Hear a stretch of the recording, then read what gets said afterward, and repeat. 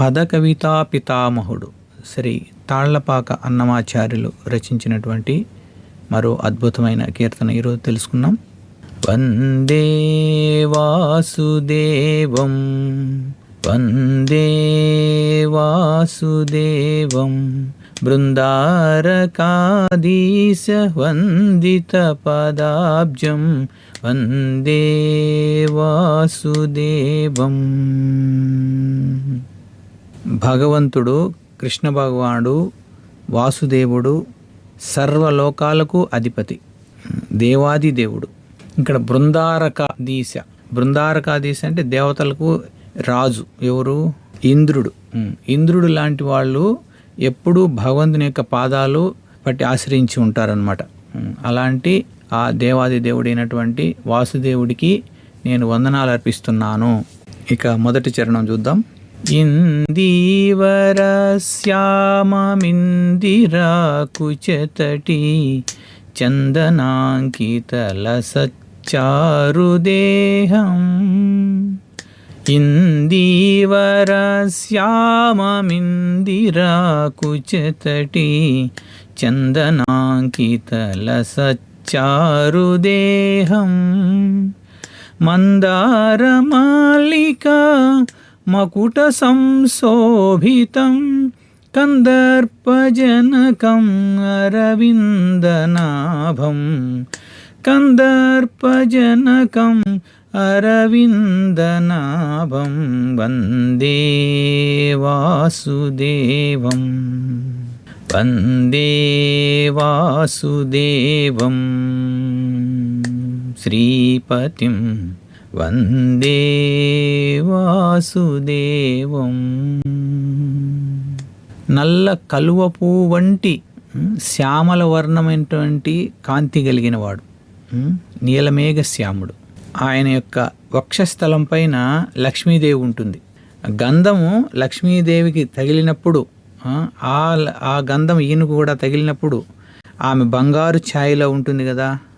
అందువల్ల ఆ మేను కాంతి ఈయన ఆ గంధము రెండు మిళితమయ్యేసి చాలా ప్రకాశవంతంగా సుందరమైనటువంటి శరీరంగా ఉంది అనమాట. మామూలుగానే ఎంతో అందంగా ఉంటాడు. ఇంకా లక్ష్మీదేవి ఎప్పుడైతే తోడైందో ఇంకా వైభవంగా ప్రకాశవంతంగా ఉన్నారట. ఆయన మెడలో మందార పూలతో చేసినటువంటి మాల ధరించి ఉన్నాడు. ఎంత దివ్యమంగళ స్వరూపంగా ఉన్నాడు అంటే ఆయన ధరించినటువంటి ప్రతి ఒక్కటి దివ్యమే. ఆయన అందమైన దివ్యమైనటువంటి కిరీటం ధరించి ఉన్నాడు. ఆయన సామాన్యం అందం కాదు, మన్మధుడికే జన్మ ఇచ్చాడనమాట. మన్మధుడికే తండ్రి, కోటి మన్మధులతో సమానమైనటువంటి అందం కలిగిన వాడు. మరి ఆయన హాయిగా శేషపాన్పుపై పడుకో ఉంటే ఆయన బొడ్డులో నుంచి ఒక తామర పుష్పం వచ్చిండది. ఆ విధంగా ఎంతో దివ్యమైనటువంటి స్వరూపంతో అందంగా ఉండేటువంటి ఆ దివ్యమంగళ స్వరూపుడికి, ఆ గోవిందుడికి ప్రణామములు. ధగ ధగ కౌస్తుభధరణ భక్షస్థలం ఖగరాజవాహనం కమలనయనం ధగ ధగ కౌస్తుభధరణ భక్షస్థలం ఖగరాజవాహనం కమలనయనం నిజమాదిసేవితం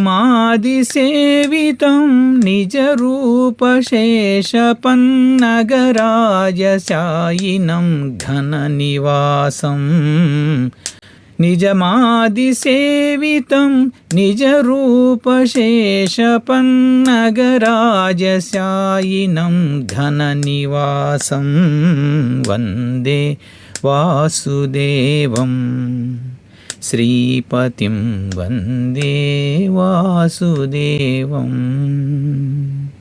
శ్రీమన్నారాయణుడు అలంకార ప్రియుడు. భగవంతుడు ఎంతో సుందరంగా అందమైన అలంకరణతో మెరిసిపోతూ ఉంటాడనమాట. ఆయన యొక్క మెడలో దగదగదగ మెరిసేటువంటి కౌస్తుభ మణిని ధరించి ఉన్నాడు. ఆ మణి వక్షస్థలాన్ని తగులుతూ ఉంది. ఆయన పక్షుల రాజు అయినటువంటి గరుత్మంతుడు గరుడ వాహనం మీద కొలువై ఉన్నాడు. ఆయన కన్నులు ఎలా ఉన్నాయి? కలువ పూలులాగా ఎంతో అందంగా ఉన్నాయన్నమాట.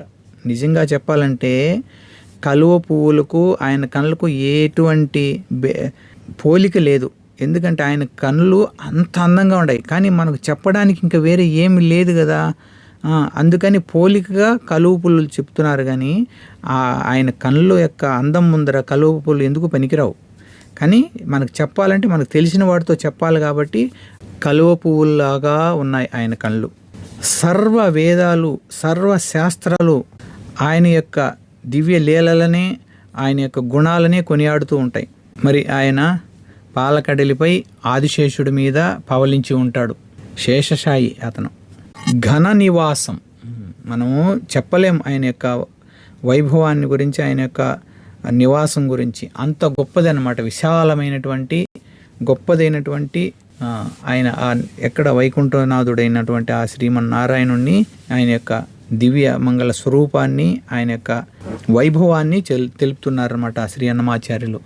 అలాంటి ఆ దివ్యమంగళ స్వరూపుడైనటువంటి శ్రీమన్నారాయణుడికి, ఆ శ్రీ వెంకటేశ్వర భగవానుడికి, గోవిందుడికి సాష్టాంగ వందనాలు అర్పిద్దాం. చరణం. కరిపురన్నాథ సంరక్షణే తత్పరం కరిరాజవరద సంగత కరాబ్జం. కరిపురన్నాథ సంరక్షణే తత్పరం కరిరాజవరద సంగత కరాబ్జం. సరసీరుహాననం చక్రవిభ్రాంజితం తిరువేంకటాచలాదీశం భజేహం. సరసీరుహాననం చక్రవిభ్రాజితం తిరువేంకటాచలాదీశం భజేహం. వందే వాసుదేవం శ్రీపతిం వందే వాసుదేవం. కరిపురనాథ, హస్తినాపురవాదీసులైనటువంటి పాండవులను కాపాడటంలో ఎప్పుడు కూడా వాళ్ళ వెంటే ఉంటాడనమాట. సహజంగానే భగవానుడు భక్తవత్సలుడు, భక్తుల కోరికలు ఎప్పుడెప్పుడు తీరుద్దామని ఎదురు చూస్తూ ఉండేవాడు. అలాంటి వాడు పరమ భక్తులైనటువంటి పాండవుల వెంట ఎప్పుడు పరిగెడుతూ ఉంటాడనమాట. ఎప్పుడెప్పుడు వాళ్ళు అడుగుతారా సాయం చేద్దామనేటువంటి అంత అభిమానం కలిగిన వాడు పాండవులంటే. హరిబోల్. ఎప్పుడైతే ముసలి గట్టిగా ఏనుగును పట్టేసిందో, దానితో 1000 సంవత్సరాలు పోరాడి ఇక శక్తి సన్నగిల్లి, నాకు నీవు తప్ప ఇంక వేరే ఎవరు గతి లేరు అనేసి ఎప్పుడైతే మొరపెట్టుకొని ఆ గజేంద్రుడు ప్రార్థించాడో, ఆయన ప్రార్థన విని పరిగెత్తుకుంటూ వచ్చి కాపాడినటువంటి అంత దయామయుడు అనమాట శ్రీహరి. మనము కూడా అంతే ఆర్తితో భగవంతుణ్ణి వేడుకోవాలి. కృష్ణ, నువ్వు తప్ప మాకెవరు రక్షకులు, మమ్మల్ని వచ్చి కాపాడు అని అనేసి మనం ఎప్పుడైతే మనస్ఫూర్తిగా శరణాగతితో ఎప్పుడైతే వేడుకుంటామో ఆయన పరిగెత్తుకుంటూ వస్తాడనమాట. ఆ భక్తులంటే అంత ఇష్టం అనమాట భగవంతుడికి. కమలాన్ని మనం ఎక్కువగా వాడుతూ ఉంటాం భగవంతుడి యొక్క వర్ణనలో. కమలం వంటి పెదములు గలవాడు, కమలం వంటి కన్నులు గలవాడు, కమలం వంటి చేతులు, ఎంతో సున్నితమైనటువంటి చేతులు కలవాడు, కమలం వంటి ముఖం కలిగిన వాడు. ఇలా కమలాన్ని ఎక్కువగా మనం వాడతాం, ఎందుకంటే అంత సున్నితంగాను అంత అందంగాను ఉంటుందన్నమాట. అదేవిధంగా భగవంతుడి యొక్క దివ్యమంగళ స్వరూపము అంత అందంగా ఉంటుంది, ఇంకా చూడాలనిపిస్తూనే ఉంటుందన్నమాట. మరి ఇంత అందంగా ఉన్నప్పటికీ కూడా ఆయన చేతిలో తేదీప్యమానంగా ప్రకాశించేటువంటి సుదర్శన చక్రం కలిగిన వాడు. భక్తులను రక్షించడానికి, దుష్టులను శిక్షించడానికి ఎప్పుడూ అప్రమత్తంగా సుదర్శన చక్రం రెడీగా ఉంటుందన్నమాట. అప్రమత్తంగా ఉంటుంది, ఎప్పుడు కావాలంటే అప్పుడు వెంటనే రిలీజ్ అవుతుంది అక్కడి చేతిలో నుంచి, దుష్టులను కట్ చేస్తుంది అనమాట. దుష్ట శిక్షణ అనేది సెకండ్లో చేస్తుంది. అలాంటి ఆ దివ్యమంగళ స్వరూపుడు, ఆ శ్రీ వెంకటేశ్వరుడు, ఆ గోవిందుడు ఆ తిరుమలపై వెలసి ఉన్నాడు.